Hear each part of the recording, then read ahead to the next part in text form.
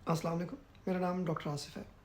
आज जो लेक्चर मैं आपको पढ़ा रहा हूँ वो क्रोन्स डिजीज़ है, एक इन्फ्लेमेशन जो कि मुंह से लेकर तमाम आंत के एंड तक हो सकती है, एनल एरिया में भी हो सकती है। ये इन्फ्लेमेशन कुछ जगहों पे होती है, थोड़ी सी जगह बीच में इन्वॉल्व नहीं होती, इसलिए इसको स्किप लीजन्स कहते हैं। कैसे डायग्नोज करना है, कब हमने एंडोस्कोपी करनी है, और इसके अलावा स्मॉल बाउल का एमआरआई और कैप्सूल एंडोस्कोपी किस वक्त ज़रूरत पड़ती है। ट्रीटमेंट ऑप्शंस में हमारे पास स्टेरॉइड्स हैं, स्टेरॉइड्स के अलावा इम्यूनोमॉड्यूलेटर्स लाइक एज़ाथैप्रिन है, और बायोलॉजिक्स हैं, टीएनएफ इनहिबिटर्स और इंटरल्यूकिन इनहिबिटर्स, चाक2 इनहिबिटर्स। ये हम आज डिटेल में डिस्कस करेंगे और एक्स्ट्रा इंटेस्टाइनल मैनिफेस्टेशंस पे भी बात करेंगे। अगर आपके जहन में कोई क्वेश्चंस आए तो कमेंट सेक्शन में लिखिए, मैं आपको रिप्लाई करूँगा। ये लेक्चर्स आपके कॉन्सेप्ट्स क्लियर करने और बहुत सारे एग्जाम्स पास करने में हेल्प करेंगे। वीडियो को लाइक करें, चैनल को सब्सक्राइब करें और बेल आइकन ज़रूर प्रेस करें ताकि तमाम वीडियोस आपको टाइमली पहुंचती रहें। आइए लेक्चर स्टार्ट करते हैं। बिस्मिल्लाहिर्रहमानिर्रहीम। जिसे कहते हैं क्रोन्स डिजीज़।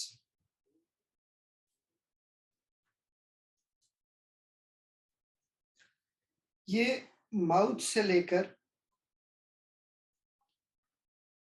एनल एरिया तक कहीं की भी इन्फ्लेमेशन हो सकती है।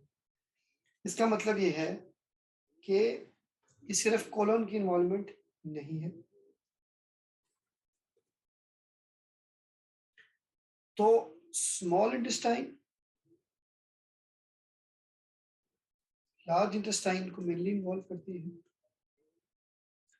लार्ज इंटेस्टाइन में कोलाइटिस की तरह प्रेजेंट कर सकती है, यानी डायरिया विद ब्लड और पेन। इसका मतलब है कि तकरीबन अल्सरेटिव कोलाइटिस जैसी हो गई। स्मॉल इंटेस्टाइन में कैसे प्रेजेंट करेगी, वहां पर ये ऑब्स्ट्रक्शन के फीचर्स आ जाएंगे। पेन होगा। ऑब्स्ट्रक्शन क्या है? ये अगर स्मॉल बावल है,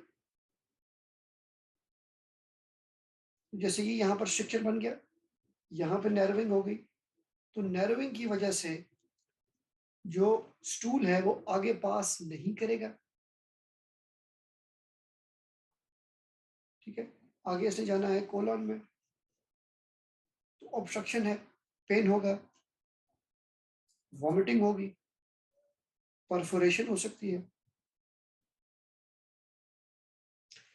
एक और खास बात क्या है कि अगर मैं ये इंटेस्टाइन की एक साइड की 3 लेयर्स बना रहा हूं और उसी गट की दूसरी तरफ की 3 लेयर्स बना रहा हूं, यानी कि अंदर की लेयर है, दरमियान में मस्कुलर लेयर है जो मैंने ब्लू कलर में बना दी है, मसल्स है ये, और बिल्कुल बाहर की जो लेयर है वो सिरोजा है। तो क्रोन्स डिजीज की खास बात यह है कि ये सारी लेयर्स को इन्वॉल्व करेगी। अल्सरेटिव कोलाइटिस में कौन सी लेयर थी साहिबा?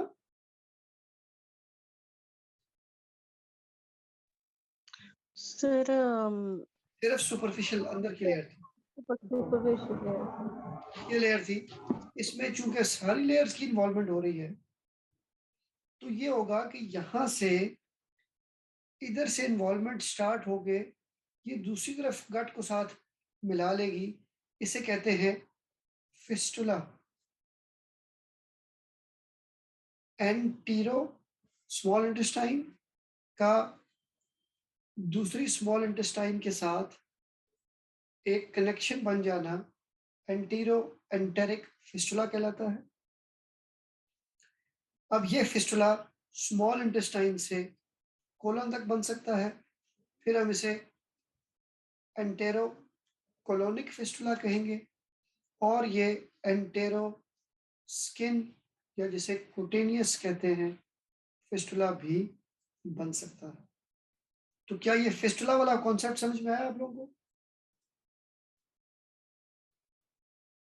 क्योंकि ट्रांस म्यूरल इन्फ्लेमेशन है, एक तरफ से लेकर दूसरी तरफ की इन्फ्लेमेशन है, इसे ट्रांसम्यूरल इन्फ्लेमेशन कहते हैं।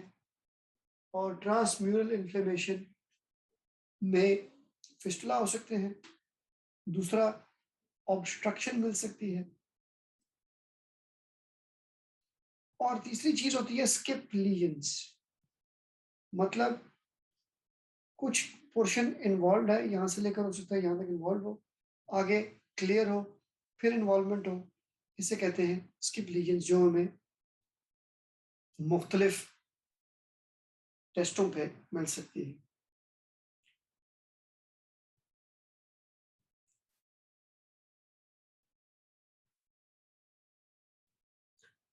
सिम्टम्स नॉर्मली है जी, डायरिया होगा क्योंकि कट की इन्वॉल्वमेंट है, plus minus blood. Small intestine वाले में ज्यादातर ब्लड नहीं होता, हमें फ्लेयर्स मिल सकते हैं, फिर पेशेंट बीच में ठीक हो जाएगा, फिर फ्लेयर अप हो जाएगा। बाकी सारे फीचर्स वैसे ही हैं, एनोरेक्सिया, वेट लॉस, फटीग, ये सिम्टम्स यहाँ भी मिल जाएंगे।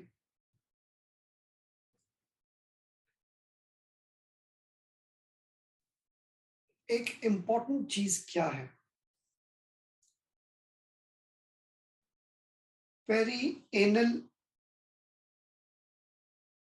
फिस्टुला और पेरी एनल डिजीज ज्यादा कॉमन है क्रोन्स में। इन्वेस्टिगेशंस की बात करते हैं, कैलप्रोटेक्टिन मैंने बताया यहां भी होगा, बाकी चीजें यहां भी होंगी। क्या स्टूल्स देखने चाहिए हैं? बिल्कुल देखने चाहिए, डायरिया तो है ना। एक इम्पॉर्टेंट फर्क है,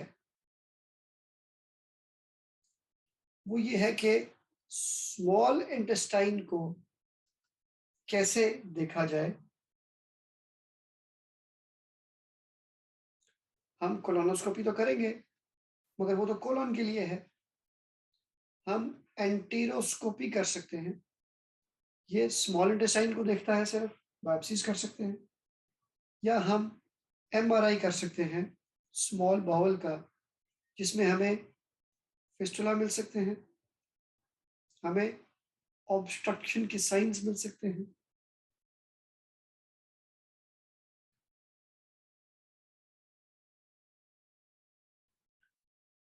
पेरी एनल डिजीज के लिए हम एमआरआई पेल्विस करा सकते हैं, और अगर और कुछ नहीं है तो हम लैप्रोस्कोपी करके बायोप्सी कर सकते हैं।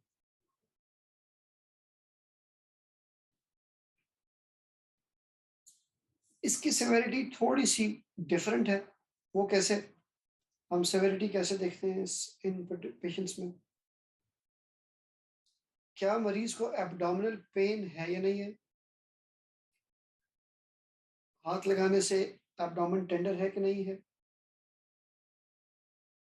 डायरिया की फ्रीक्वेंसी क्या है,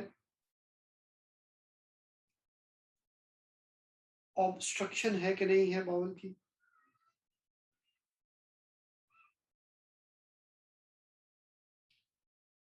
अगर रेक्टल ब्लीडिंग है सिविरिटी बढ़ जाएगी, बाकी फीवर वगैरह फाइन। अब मैं मैनेजमेंट आपको बताना चाहता हूँ, how will we manage these patients.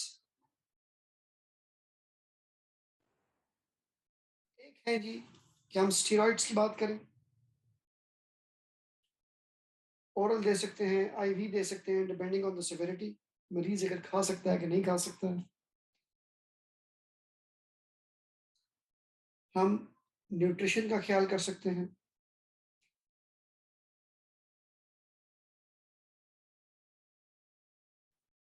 अब इसके अलावा हम इन मरीजों में भी एज़ाथायोप्रिन दे सकते हैं। स्टार्ट करने से पहले एक एंजाइम है TPMT के नाम से, उसका लेवल चेक करते हैं। उसका एक नॉर्मल लेवल होना चाहिए बिफोर वी स्टार्ट विद एज़ाथायोप्रिन। हम मेथोट्रेक्सेट ऐड कर सकते हैं।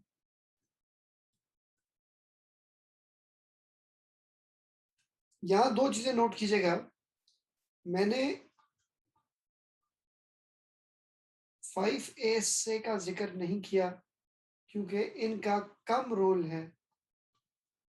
5-ASA का रिड्यूस्ड रोल है क्रॉन्स में और मेथोट्रेक्सेट का ज़्यादा रोल है क्रॉन्स में, इसलिए दोनों में फ़र्क आपने कर लेना है। नहीं ठीक हो रहा मरीज़, गो फॉर इन्फ्लिक्सिमैब, अडेलीम्यूमैब, जैसे हमने अल्सरेटिव कोलाइटिस में देखा।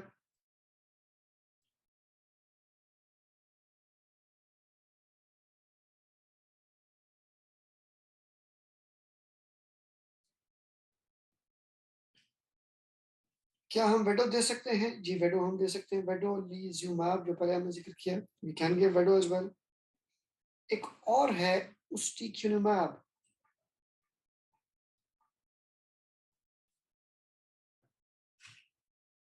उस्टिक्युनिमैब सिर्फ क्रॉन्स में है, जैसे कि मेथोट्रेक्सेट सिर्फ क्रॉन्स में है, वैसे उस्टिक्युनिमैब भी सिर्फ क्रॉन्स में है।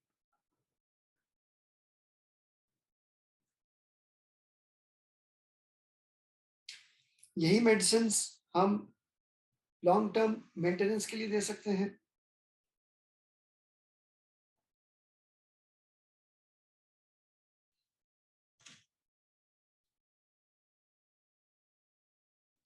अब बात करते हैं सर्जरी की। क्या हमें सर्जरी की ज़रूरत पड़ सकती है? The answer is yes. We can require surgery, मगर सर्जरी के बारे में you have to be careful here कि हम अब पूरी की पूरी क्रोन को तो नहीं, अपना सॉरी कोलन को तो रिमूव कर नहीं सकते। ठीक है, तो हम सिर्फ उस पोर्शन को रिमूव करेंगे जहां पर सर्जरी का कोई बेनिफिट हो, यानी कि जहां पर स्ट्रक्चर है, स्ट्रक्चर को रिमूव कर दें। फिस्टुला के लिए जरूरत पड़ सकती है, पेरी एनल डिजीज में जरूरत पड़ सकती है, मगर यहाँ ये भी ध्यान में रखें कि हम कितनी सर्जरी करेंगे, क्योंकि ये डिजीज तो ऑनगोइंग है। तो सर्जरी को कोशिश की जाती है कि लिमिटेड सर्जरी की जाए, बहुत ज्यादा बेनिफिशियल नहीं होती सर्जरी, इसलिए we have to be a bit careful.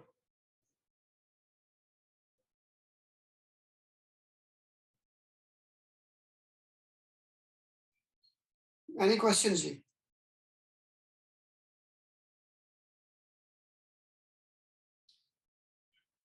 जो एक्स्ट्रा इंटेस्टाइनल मैनिफेस्टेशंस हैं वो दोनों की सिमिलर हैं, they are not different to what we have in these patients.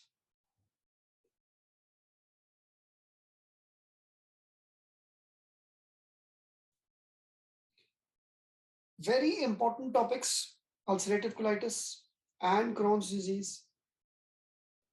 इनको if you go through these properly तो इसमें काफी सारे क्वेश्चंस आ जाते हैं और काफी सारे क्वेश्चंस हम सॉल्व कर सकते हैं। तो if you are good enough in these two topics. तो ये था आज का लेक्चर। उम्मीद है आपको वीडियो पसंद आई होगी।